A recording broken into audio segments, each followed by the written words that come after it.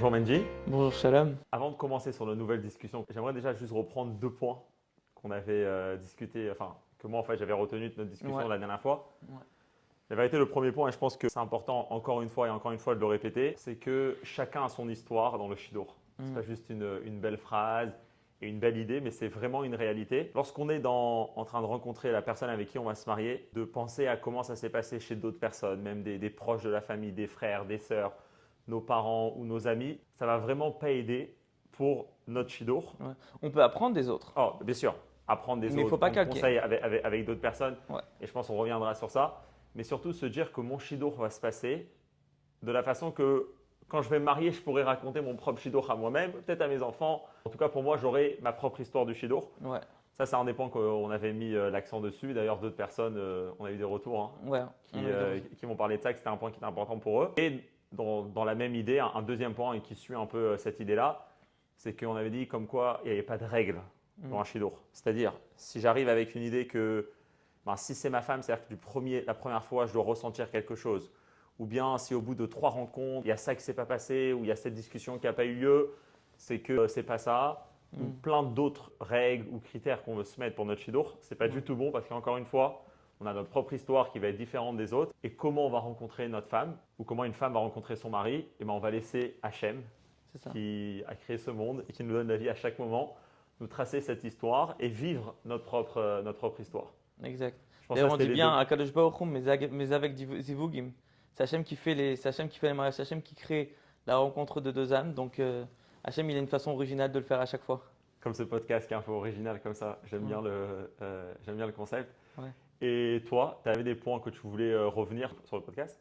Là, pour moi, l'un des points essentiels, c'était le fait que lorsqu'on arrive au Shidour, on vient sans a priori. Et on se laisse être dans le moment. On n'essaye pas d'avoir Justement, si tu cherches à calquer, si tu as des attentes dès le début, bah, tu ne te permets pas de vivre le moment. Et donc, tu ne te permets pas de réellement voir qu'est-ce qu'elle a raconté cette personne. Si toi, tu es dans le jugement sur le moment, alors tu te fais une opinion et donc, du coup, tu t'échappes du moment. Donc, pour moi, c'est être dans le moment. Le message, c'est réellement d'être dans le moment.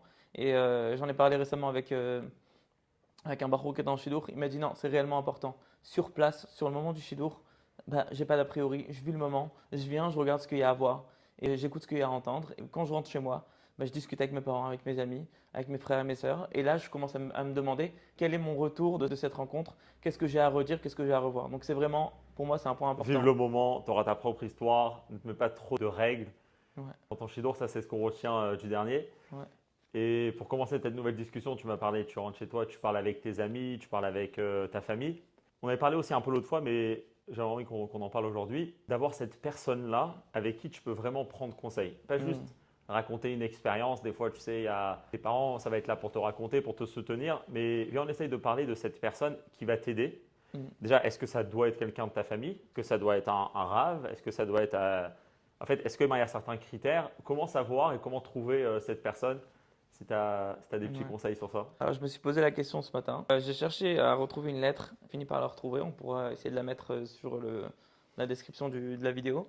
Donner le lien à la source. D'ailleurs, on va essayer de donner un maximum de sources, comme ça chacun pourra voir et s'inspirer des sources originales comme nous on l'a Ça fait. va pas être un cours de Torah, mais Hein. Non, pas non plus, mais voilà, c'est une discussion sur la vie, mais pourquoi pas? Si on peut avoir des sources du Rabbi, des sources de la Gemara qui peuvent être intéressantes, donc 100%. pourquoi pas?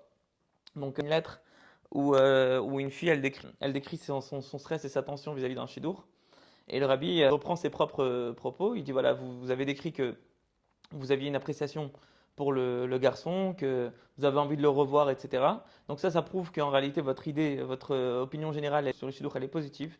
Donc vous voulez aller vers ce shidduch-là, mais vous avez des doutes, vous avez des tensions, et il pousse à croire que ces tensions viennent du fait que vous allez faire un choix important dans votre vie. Donc le rabbi conseille à la jeune fille de demander à ses copines qui se sont mariées récemment, et qui, eux, ont passé cette étape sous cette forme-là, et donc ils ont vu les tensions qu'il y a derrière le mariage, et qui vont pouvoir la rassurer, ils vont pouvoir lui dire que après le mariage, bah, ces tensions, elles s'estompent, elles se calment, et qu'en fin de compte, on vit une vie paisible, et en réalité, c'est juste un stress qui a de l'importance de la décision.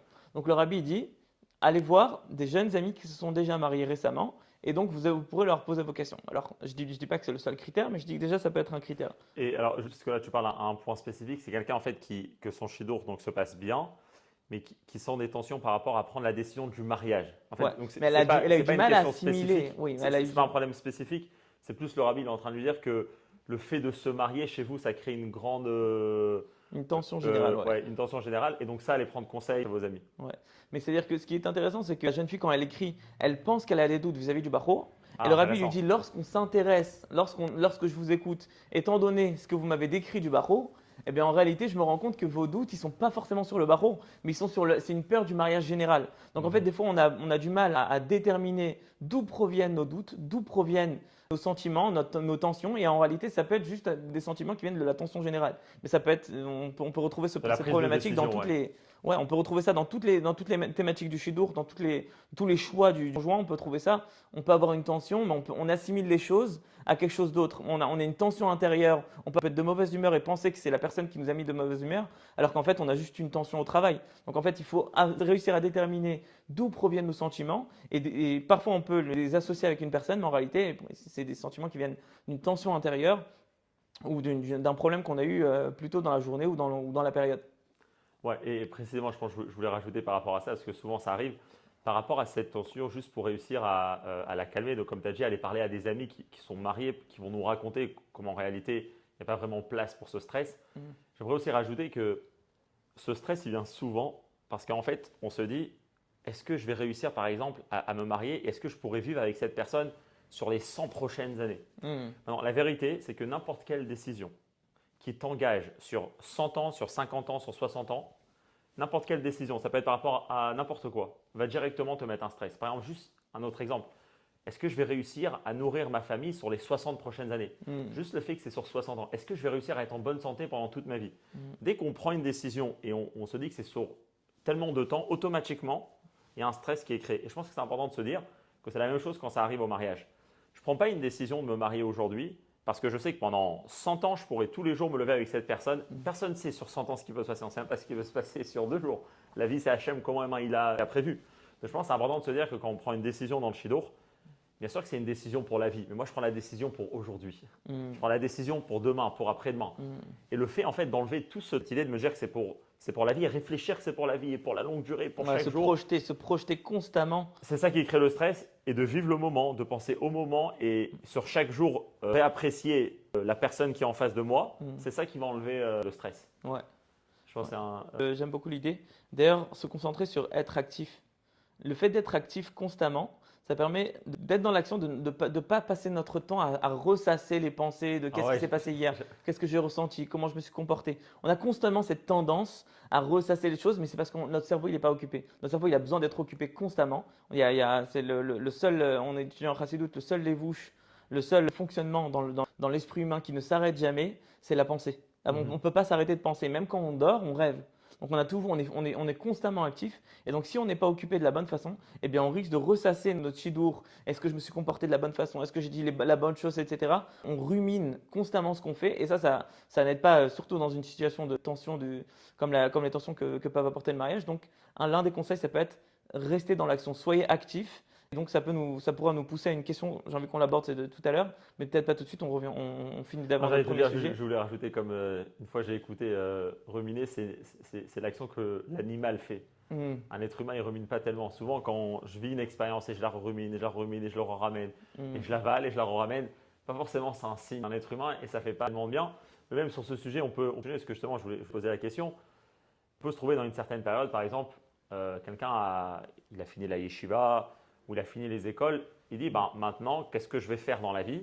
Ben, maintenant, je vais faire des shidduchim ou je vais chercher ma femme. Ouais, Et en fait, tu poses la question à un baron, bah, il y a quelques semaines, je discute avec un baron, je dis qu'est-ce que tu fais en ce moment? Il me dit bah, je fais des shidduchim. Je rencontre des filles, c'est son occupation. Bon, déjà, il est ouvert sur le sujet, c'est bien, mais alors, c'est pas une occupation.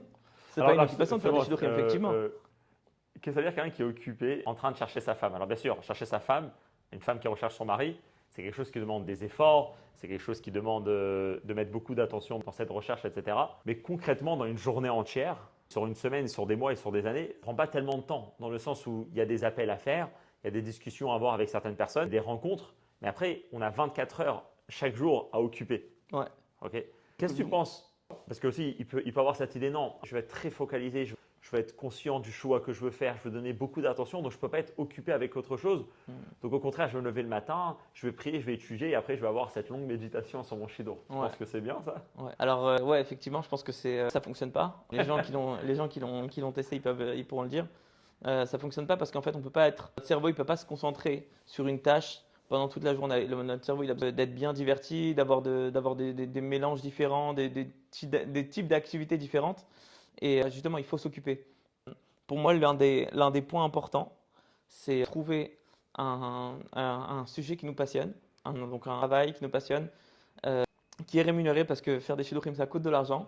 Et surtout quand on doit voyager, etc. Et même pour le mariage plus tard. Donc pourquoi pas demander de faire un travail qui nous rapporte de l'argent, qui nous demande beaucoup d'investissement, mais pas trop de stress. Si on a trop de tension, on aura du mal à se poser au moment du shidur. On aura du mal à prendre une demi-journée de congé pour pouvoir aller voir une personne et pouvoir vraiment aller jusqu'au bout d'un shidur. Donc quelque part, fixer les conditions de base avec notre employeur pour définir qu'on prendra le temps qu'on aura besoin pour faire notre shidur et avoir un job qui nous prend beaucoup qui nous anime en fait, qui nous anime beaucoup, qui nous passionne. Ou est-ce que genre un de mes mashpim il me disait que lorsque tu choisis ton travail, tu vas chercher un travail que toi tu aurais fait même si tu n'étais pas payé. Mais juste parce qu'on a besoin d'avoir de l'argent dans la C'est vie, l'idéal. alors exactement, c'est l'idéal. Bon, C'est-à-dire que quand dans on le est fond, baron, on peut vivre dans cet idéal. Enfin, c'est quelqu'un, bien sûr, il vit encore chez ses parents et il n'a pas besoin exactement, il lorsqu'on peut sort faire, pas, on n'a pas des il peut grosses faire ce bon dépenses. choix. Ouais. Mais pourquoi pas chercher quelque chose dans lequel tu as un degré de passion assez important pour pouvoir te lancer dans le projet sans compter sur l'argent, sans rechercher l'argent. Avant, t'oublier dans ton travail, vraiment trouver la passion. Et quand on fait les choses de cette façon-là, déjà, ça réveille nos forces les plus importantes, ça nous donne notre aspect le plus optimal. Et donc, c'est ça en fait qu'on veut présenter lorsqu'on va en shidour. Lorsque tu sors voir une fille, tu as envie que la fille, elle voit le meilleur de toi. Le meilleur de toi, tu le dévoiles lorsque tu es actif d'une façon positive, d'une façon constructive et qu'il y a beaucoup de passion dans ton regard, lorsque tu as quoi raconter parce que tu as beaucoup d'expérience dans ta journée, c'est là où tu es réellement la personne, tu es attirante au degré, on est attirant à notre niveau et qu'on donne envie. On donne envie en réalité quand on fait ce qu'on aime, quand on est Ouais.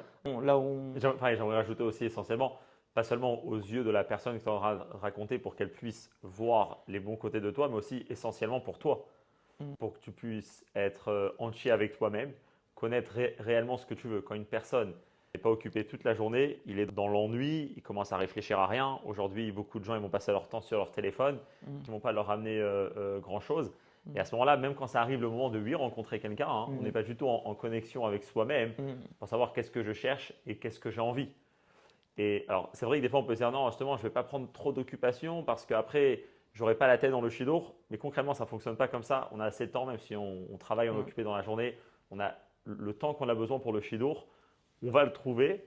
Et quand une personne, comme tu dis, il est bien animé, il aime ce qu'il fait, il trouve quelque chose qu'il aime. Et parfois, même s'il n'aime pas, mais l'essentiel, c'est d'être occupé parce que l'autre choix, c'est de perdre son temps et pas du tout d'être avec soi-même. Exactement. Donc, c'est important pour pouvoir arriver et faire son bon choix. En tout cas, bien se rencontrer à soi-même pour pouvoir bien rencontrer la personne en face.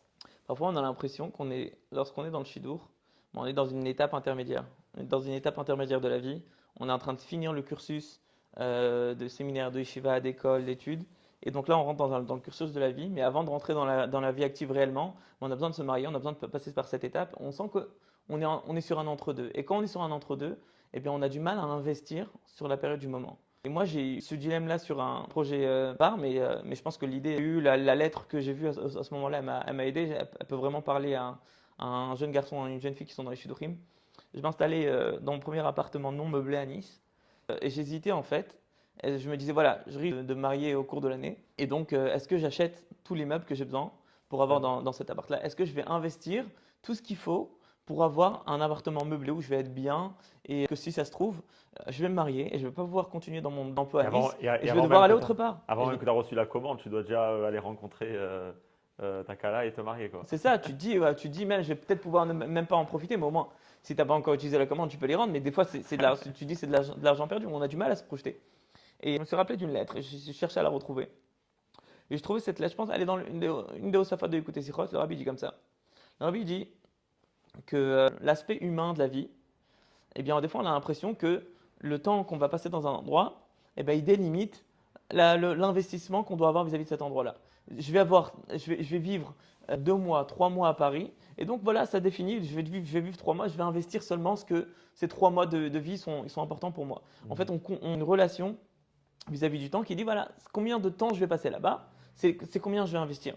Et Rabbi dit, si on regarde dans le voyage des Juifs dans le désert, on voit que dans la construction du Mishkan, c'était la construction et la déconstruction et la reconstruction du Mishkan prenait énormément de temps. Et on voit il y a énormément de travaux. Rashi, il y a des versets dans la Torah qui nous décrivent comment il faut planter les clous des piliers du Mishkan, etc. Chaque chose était une œuvre d'art. On parlait de la maison de Dieu dans le désert. Et donc, ça devait être un grand investissement. Et le Rabbi il constate que dans les arrêts qu'on a fait dans le désert, on a fait des arrêts qui ont duré. Le plus long arrêt, il a duré 18 ans. Le plus long campement, il a duré 18 ans. Et le plus court, il a duré seulement un seul jour. Et le Rabbi constate que pour un jour et pour 18 ans, on a fait exactement le même processus. On a reconstruit le Mishkan, exactement réinstallé le Mishkan 100% de la même exacte façon qu'on l'a installé pour 18 ans. Le Rabbi dit qu'est-ce qu'on doit apprendre de là? Le Rabbi dit une vie vis-à-vis du corps. Alors le corps, il est limité à l'espace-temps. Mais l'âme, elle n'est pas limitée à l'espace-temps. Et donc la question, c'est est-ce que tu considères que tu es un corps qui vit des expériences humaines ou est-ce que tu considères que tu es une âme qui est habillée dans un corps et qui va vivre en fait une expérience qui, sur Terre, elle est datée, elle est mesurée, mais dans le monde des âmes, cette expérience-là, elle va pour être infinie. Des fois, le Baal Shem Tov avait dit qu'on peut vivre 70 ans pour faire une tova, pour faire un bienfait à un juif de Beruch Niut ou Begashmut, matériellement ou spirituellement. C'est-à-dire qu'en fait, on ne peut pas quantifier le temps de la même façon qu'on le fait pour un investissement du business, etc. Lorsqu'on parle de l'expérience d'une âme dans un corps, le temps il doit être quantifié différemment. Et donc toi, ton calcul vis-à-vis du temps, la valeur que tu donnes à ton temps doit être différente. Tu dois calculer ça vis-à-vis de l'âme. L'âme, ton âme, elle va vivre. Je me suis dit, voilà, mon âme elle va vivre à Nice pendant quelques semaines ou quelques mois.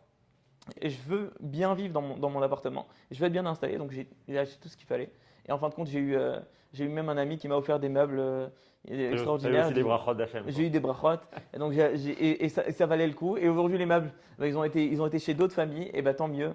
Et ça va aider d'autres couples, ça va aider d'autres personnes. Mais je suis très content d'avoir investi sur le temps que j'ai eu là-bas et de ne pas avoir compté, de ne pas avoir quantifié la valeur de mon confort et la valeur de ton. Donc en fait, investir dans ton temps. La même chose pour le shidour. Exactement. Là, tu vas faire un shidour. C'est possible que tu vas te marier dans un mois. C'est possible que tu vas te marier dans 6 mois ou dans 3 ans. Enfin, chacun, selon le process, selon le temps qu'Hachem il a décidé, le temps que ça va prendre, pour te développer, pour devenir la personne que tu dois devenir pour te marier.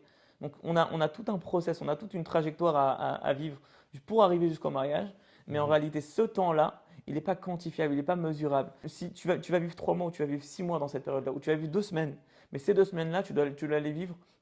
Tu dois croquer la vie à pleines dents et tu dois vivre ce moment-là, tu dois t'investir dans chacun des moments.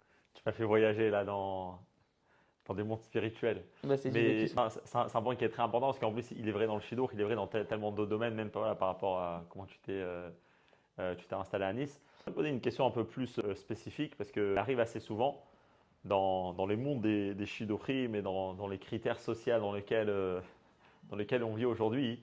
Il y a souvent cette question qui va venir par rapport à le choix de la famille. Et j'explique, chaque personne a ses propres qualités, chaque personne a ses propres valeurs. Et un mariage, c'est se marier avec la personne qu'on rencontre et non pas avec la famille. Mais ça peut souvent arriver, ça existe. C'est pour ça qu'on en parle. Une des raisons pour laquelle on fait le podcast, c'est justement pour parler de tous ces sujets autour de Shidour. Et rien mettre en dehors de la table si ça se dit. Souvent, on va avoir énormément de préjugés sur de quelle famille elle vient, quel est le statut familial de cette famille-là. Ça peut être dans plein de domaines, au niveau spirituel, au niveau social, au niveau économie, dans plein de critères. Et chacun aura ses propres problèmes et ce qu'il va rechercher chez la famille. Combien de place on doit laisser dans ce choix-là de choisir une personne par rapport à la famille de où elle vient? Et chacun par rapport aux critères qu'il cherche dans une famille. Ouais, c'est une bonne question. Déjà, une des choses, c'est que des fois on a l'impression que lorsqu'une famille elle a perdu un membre de la famille, lorsque l'un des frères ou des sœurs ils ont divorcé, ou les parents ils ont divorcé, l'un des frères et sœurs ils ont quitté la religion, ils ont changé de voie, changé de chemin. Je sais tous les problèmes que chacun peut avoir. Mais je vais même pas citer un dixième et même pas un centième. On a tous des problèmes. Chaque famille elle a ses épreuves. Premièrement, je pense pas qu'on doit appeler ça des problèmes, on doit appeler ça des épreuves.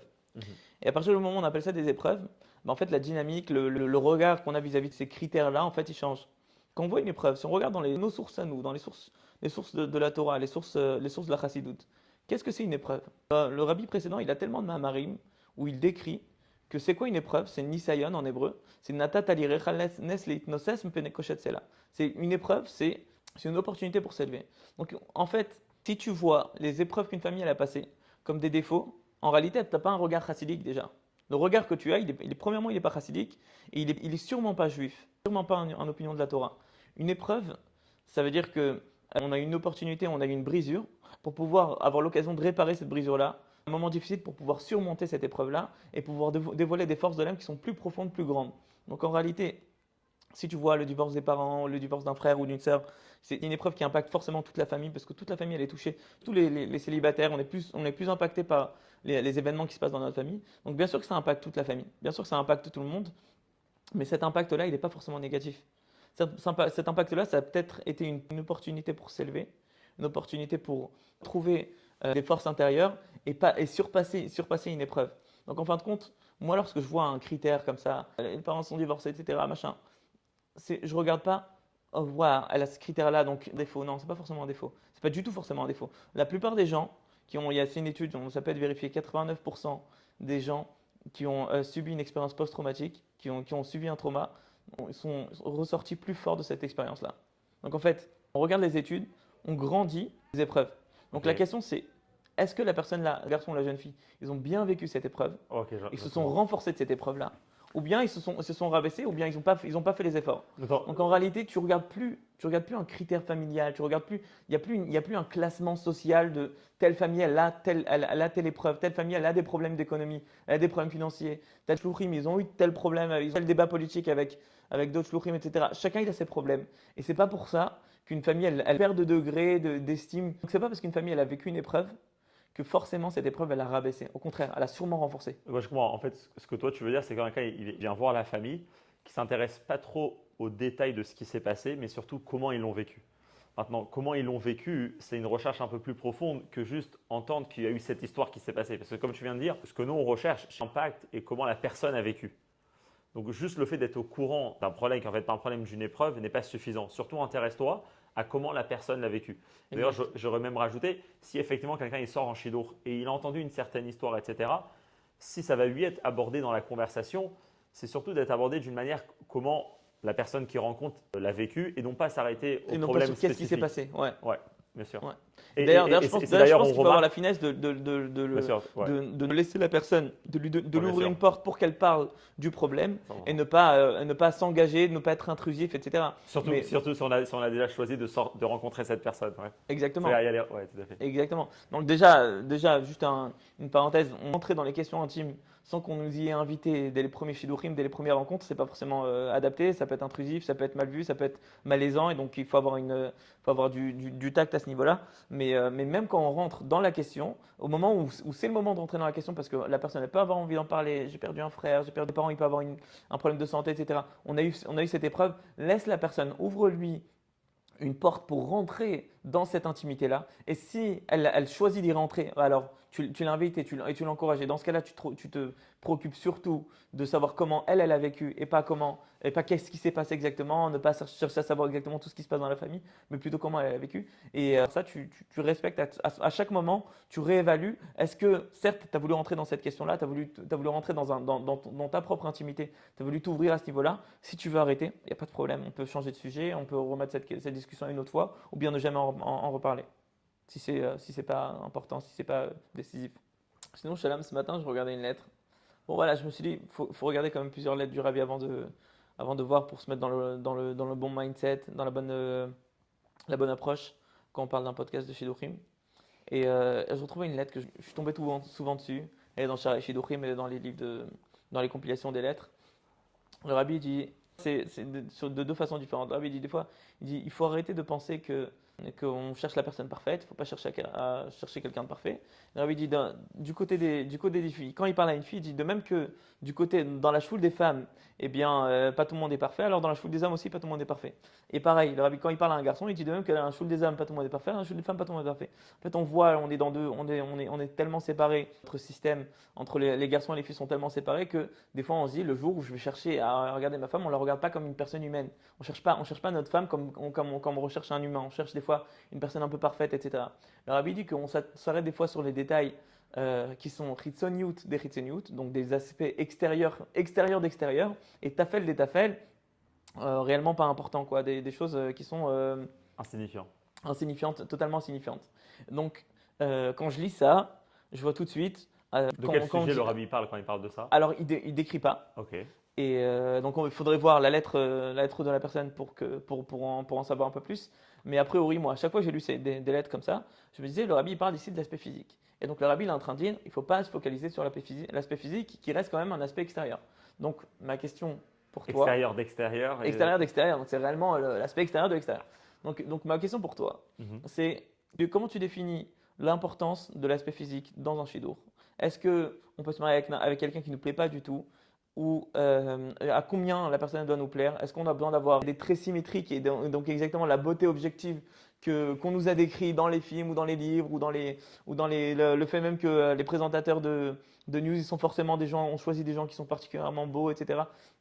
Quel impact ça a sur notre choix et quel serait le bon choix selon toi? Waouh, il y a beaucoup dans ta question, hein. Déjà, premièrement, il y a certains points qu'il faut avoir en tête parce que souvent, effectivement, beaucoup de choses y sont mélangées. Donc, par exemple, on va associer la beauté physique avec la touma, avec l'impureté ou avec les avérotes parce que c'est du physique, c'est du gashmi. Chacun, il a ses mots. Ça peut entraîner des gens à la avéra. Et bien sûr, quand on parle ici, juste un point aussi important, tout ce qu'on parle, c'est vrai et pour les garçons et pour les filles. Souvent, aujourd'hui, on peut penser que c'est que les garçons qui vont rechercher certains critères chez les filles dans l'aspect physique. Ça existe des deux côtés. Et vu comment la société elle avance, ça va vraiment presque être au même niveau chez les garçons et les filles. L'aspect physique n'a rien à voir avec quelque chose de mal. Au contraire, s'il y a des critères, il y a des louanges qu'on donne à nos mères, par exemple, dans la Torah, c'est que c'était Yefat Toar, Yefat Maré.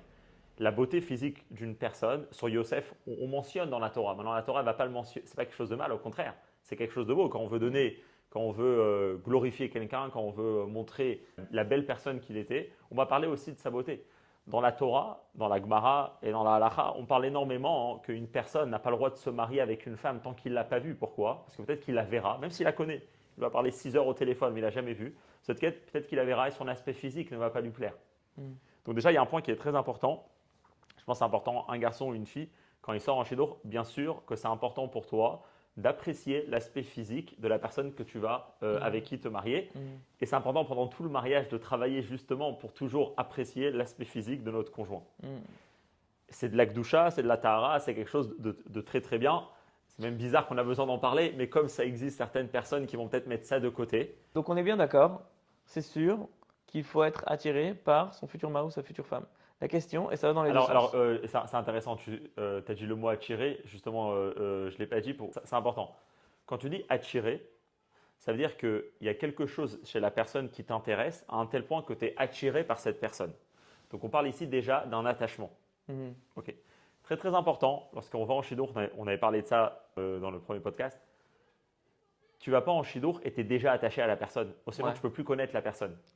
Donc dans un shidour, en fait, tu apprends à connaître la personne justement sans être attaché, ça c'est au début, et après tu t'attaches à elle. Donc, j'aimerais te donner deux… Donc il y a une étape où ton choix il est totalement cérébral. 100%. Pourquoi? C'est très important. On va s'imaginer deux scénarios.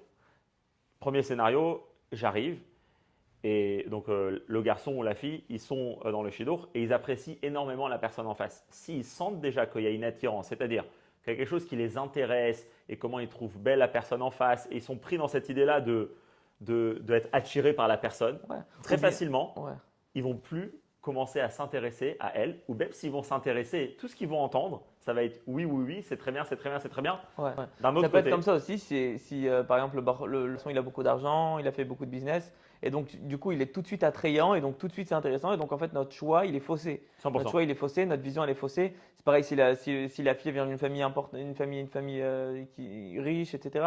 On peut retrouver ça dans plein d'aspects en fait. Quelqu'un qui a énormément de réussite et que dans son statut social il est extrêmement bien élevé, extrêmement élevé, donc du coup on va tout de suite se focaliser sur cet aspect-là et on ne va pas regarder les autres traits de caractère. En effet, mais c'est important parce que comme souvent, justement, il faut être attiré par la personne avec qui on va se marier. Donc souvent, on va se dire, c'est bien que cette attirance, elle est là. Alors que pas du tout. Il ne faut pas du tout qu'il y ait une attirance maintenant. Si elle est là, c'est très bien. Mais c'est très important que la personne, elle soit honnête avec soi-même et de se dire, j'apprécie l'aspect physique, mais je ne suis pas du tout encore attaché à cette personne. Donc, je calme ça et je m'intéresse à tout ce que je veux m'intéresser de la personne que je suis en train de raconter. D'un autre côté, il peut y avoir un autre scénario où le garçon, la fille viennent et pas forcément du tout qui sont attirés, emballés et qu'ils apprécient la personne en face. Mais ici, c'est important. Ça ne veut pas dire que ce n'est pas une personne qu'on va apprécier un jour. Du tout. La beauté et comment je regarde une personne, est-ce que j'apprécie le physique en face, c'est quelque chose qui vient énormément, qui est associé avec pas seulement les traits physiques de la personne, mais surtout avec la relation que j'ai avec la personne. Souvent, on peut avoir une personne qui a tous les critères qu'il y a besoin, selon certaines personnes, pour être beau. Ok. Mais finalement, quand on va passer du temps avec cette personne, on ne va pas du tout remarquer ça.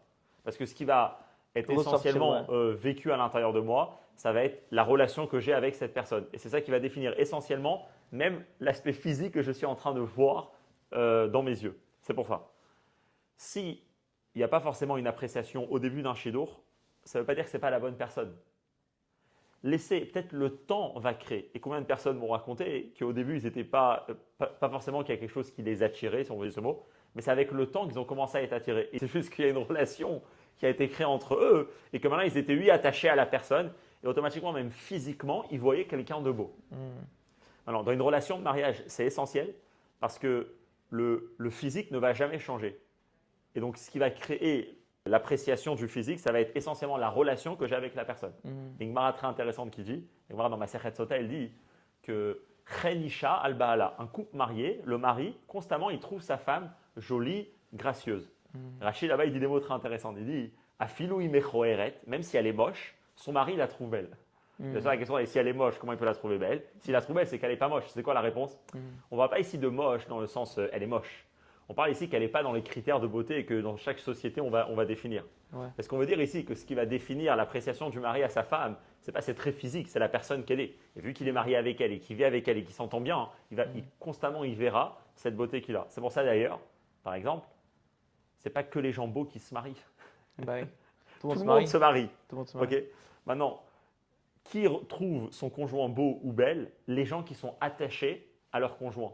Pas les gens qui rentraient dans certains critères de beauté. Bien sûr, il ne faut pas se cacher qu'aujourd'hui, le sujet de l'aspect physique de l'homme ou de la femme, il a été totalement corrompu, perverti même j'aurais dit. Et c'est pour ça qu'on est énormément perdu. Et c'est important de le souligner, pas forcément parce qu'une personne, il a grandi dans le milieu religieux, dans le système de la yeshiva, dans le système des écoles juives, froum, orthodoxes, etc., qu'il n'a pas été influencé par ça. On est tous aujourd'hui, alors pas on est tous, mais une grande partie, la majorité de la société aujourd'hui est influencée du regard du corps, de la place qu'on donne à l'accès physique, comment il doit paraître, à quoi il sert. Et toutes ces questions-là, on est tous impactés et souvent inconsciemment. C'est pour ça que c'est important. Et l'impact que ça a sur nous, c'est des réflexes naturels ou des volontés naturelles qu'on aura pendant le shidour. C'est pour ça que j'aurais dit, la première question, c'est de se dire, est-ce qu'on sait ce qu'on recherche lorsqu'on parle d'aspect physique? Beaucoup de personnes, enfin en tout cas ça peut arriver souvent, que la personne ne sait pas ce qu'il recherche. Par exemple, il y en a qui ne vont pas forcément chercher est-ce que la personne en face elle est belle, mais est-ce que la personne les attire? Est-ce que la personne leur crée des sensations, même des désirs? Et là, on est totalement dans autre chose. On n'est plus dans trouver est-ce que mon conjoint il est beau ou belle. On est en train de vivre une expérience qui est totalement destructive et pas bon pour la personne. Donc ça existe dans le monde froum. Ça existe dans le monde froum alors non, que ça existe que dans les autres mondes, pas chez nous. Non, mais ça veut dire que c'est quand même fou de se dire que même dans le monde des shidduchim, on peut se retrouver on peut retrouver des jeunes garçons et des jeunes filles qui cherchent réellement à avoir des sensations sur le moment, de sentir. Je pense que ça existe plus qu'on le pense. Et surtout, c'est important, beaucoup de fois, le jeune garçon ou la jeune fille ne va pas trouver cette personne avec qui il peut réellement s'ouvrir et parler de ces sujets parce que pour lui, c'est trop sensible, même est-ce que c'est bien, c'est pas bien, c'est sujet tabou. Et donc, il va avoir ses pensées avec soi-même. Souvent, des personnes, ils vont renoncer à des shidours à cause des questions pareilles. Okay, c'est pour ils ça ne vont pas l'admettre ou ils vont pas ils vont chercher quelque chose qui n'existe pas dans la réalité. D'ailleurs, juste une question comme ça. Pour toi, alors tu m'avais dit une phrase, j'avais adoré, j'ai envie que tu la redises. Le jour où je décide de me marier avec une fille et on décide d'aller d'écrire au rabbi, on décide de faire le vort. Qu'est-ce qu'on doit ressentir? Qu'est-ce qu'on doit ressentir? Qu'est-ce qu'on doit ressentir? Ouais. Alors, qu'est-ce qu'on doit ressentir comme on avait parlé l'autre fois? Tu dois être prêt à te marier quand? Alors, non, par contre, alors, ce qu'on doit ressentir, pareil, c'est un bon truc, si on en a parlé l'autre fois. Tu dois ressentir ce que toi, tu vas ressentir. Mais par contre, il y a eu une décision qui doit être Donc ça veut dire que c'est subjectif, c'est individuel. ouais, Chacun il a son individuelle. Mais propre par contre, il ressenti. y a eu quelque Donc il chose n'y a de pas très de règle. important. Ouais. Le jour où on prend la décision de se marier, c'est le jour où on est prêt ce soir à monter une choupa et à commencer à vivre ensemble pour le reste de notre vie. Ok. Très important. Si lorsque je prends la décision, je ne suis pas prêt et je me dis non, là je ne la connais pas encore bien et pour le mariage, il faut que je la connaisse encore plus, mais je suis déjà prêt pour prendre la décision. Donc le temps entre le shidour et le mariage, c'est ce qui va créer ce que je Finaliser, recherche, ouais, c'est ce qui finaliser. va finaliser. Ça peut être très difficile pour le couple. Ouais. Le jour où on prend la décision de se marier, c'est le jour où on décide qu'on peut habiter ensemble pour le reste de la vie. Et si on ne va pas le faire, c'est parce que techniquement, pour se marier, il y a des choses, on a besoin de prévoir une salle, on a besoin d'une cérémonie, on a besoin d'apprendre certaines des halachot, etc. Mais si on ne sent pas qu'on est prêt à le faire ce soir, surtout, Ne ne pas pas s'engager. prendre la décision. Et ne pas penser, parce que c'est aussi un sujet qui est important, je parle avec… Ouais. souvent, on peut avoir cette idée que je ne suis pas assez attiré physiquement, mais aussi parce qu'il y a les barrières, on est avant le mariage, mais c'est après le mariage qui va créer cette attirance physique. C'est quelque chose de complètement faux. Hein. Et surtout, ne pas tomber dedans. C'est vrai que c'est dur et on le parle publiquement parce que des fois, il y a certaines personnes qui, encore une fois, c'est pour aider les gens qui ne vont pas oser en parler avec la personne qu'ils connaissent. Pour eux, ça va être des sujets tabous. C'est important de se dire, cette attirance physique, elle doit être avant le mariage, au moment où on prend la décision. Il n'y a rien qui changera après le mariage. Ouais. Après le mariage, on pourra peut-être concrétiser certaines émotions, certaines envies. Mais si ça n'existe pas avant, ça ne viendra pas après le mariage. Ouais. Très important Juste d'avoir ça en tête. un petit point que je voyais dans une lettre, c'était que le rabbi dit que la barrière entre un choix cérébral et un choix qui vient du cœur, elle est assez fine. Et des fois, on a du mal à définir est-ce que le choix qu'on est en train de faire, il vient du cœur ou il vient du cerveau. Et donc, en fait, le fait même qu'on ait envie de revoir la personne et qu'on ait une appréciation générale pour la personne, ça peut montrer qu'on est attiré par elle en réalité. On ne sait juste pas définir nos sentiments parce que les sentiments ils sont pas forcément bruts. Ok. On les voit pas à l'état brut. Il y a des gens qui sont extrêmement sentimentaux et donc ils vont voir tout de suite, ils vont avoir l'amour, ils vont avoir les flammes dans les yeux, les étoiles dans les yeux, etc. Et d'autres personnes qui vont être plus froides de nature et donc ils vont moins exprimer ces sentiments-là, ils vont moins les ressentir. Et donc, ça ne veut pas dire que le cœur n'est pas là. Le cœur, il peut être là. Et il peut être fin, il peut s'exprimer d'une façon fine, de façon. Ouais. Juste par le fait qu'on soit légèrement attiré, on a envie de la revoir. Je me pose des questions. Qu'est-ce qu'elle fait à ce moment-là? Qu'est-ce qu'il fait à ce moment-là? Ouais, le fait même qu'on se pose ces questions-là, ça veut dire qu'en fait, on a un intérêt particulier vis-à-vis de la personne. Si par contre, à chaque fois que tu finis un shiur, tu oublies totalement la personne et que tu te rappelles même plus que tu as un shiur de prévu dans une semaine, bah là, oui, effectivement, il y a un problème. C'est-à-dire que ton cœur n'est pas là, ton esprit n'est pas assez pris par le shiur, par la personne, par la relation. C'est intéressant que tu parles de savoir faire le choix. En fait, tu parles de savoir pourquoi je suis ici. Est-ce que c'est que cérébral? Est-ce que c'est émotionnel? Il y a aussi des fois un autre point à prendre en compte qui est important d'être dit. C'est une personne, parfois, il est en shidour et sa vie actuellement hors shidour n'est pas forcément très facile. Chacun a des périodes dans Il y a sa ses vie, épreuves, a ouais, des épreuves. La vie, elle n'est pas très simple. Ok. Et pas forcément souvent, on a des amis, on a des personnes qui sont à notre écoute, qu'on peut parler, qu'on peut partager. Maintenant, parfois, lorsqu'une personne va sortir en shidour, et donc bien sûr, chacun va être attentif à l'autre et va écouter, et va passer un bon moment. Hein. Et ben, peut-être que maintenant, on va commencer à profiter. Ah, c'est bien, j'ai quelqu'un qui m'écoute. Maintenant, c'est On pas fait un peu notre thérapie avec le. Hein? On fait un peu notre thérapie en shidour, quoi. Ouais, ou en fait, on sert du shido pour être mon ami proche avec qui j'aurais pu discuter de mes problèmes, etc.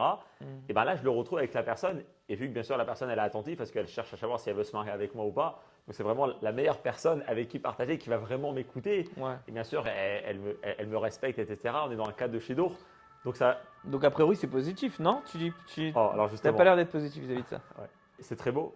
Et c'est très important d'avoir quelqu'un avec qui on peut partager. Mais là, tu viens pour rencontrer une personne, pour savoir avec qui tu vas te marier. Si tu es en train de gagner quelque chose de ce moment-là, tu n'es déjà plus en train de faire un choix. C'est ce qu'on revient à ce qu'on disait tout à l'heure. Si déjà ce moment-là, il est bien pour toi parce que tu as trouvé quelqu'un avec qui partager.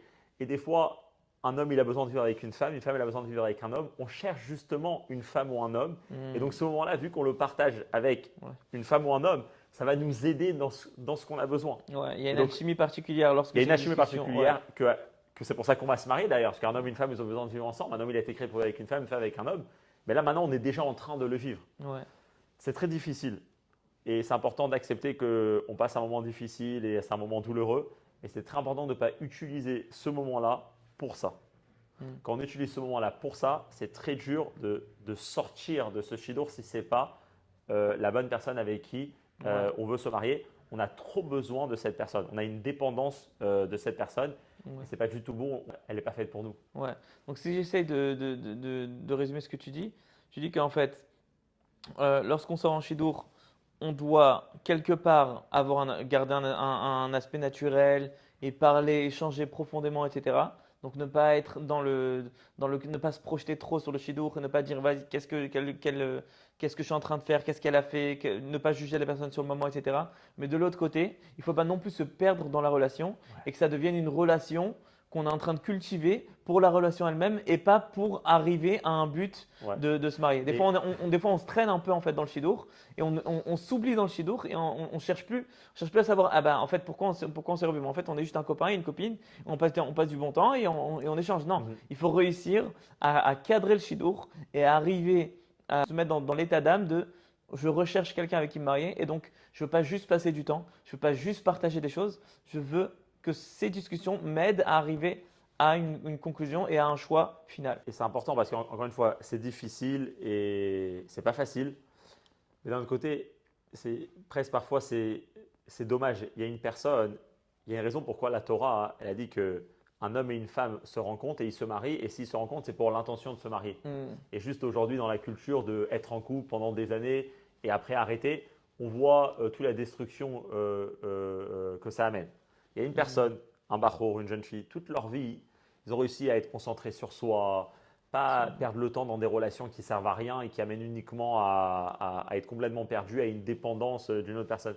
Finalement, ils arrivent dans un shidour. Donc, quelque part, ils se sont travaillés pour justement Ouais, que ils le se sont jour où privés toute leur vie ouais, pour pouvoir pour justement apprécier où quand eh ben, réellement le ils moment du arrivent shidour, au ouais, moment du shidour, ils peuvent réellement choisir la personne en face. Et consciemment. finalement, eh ben, ils tombent dans ça. C'est difficile, hein. Ouais, non, Finalement, ils tombent dans ça.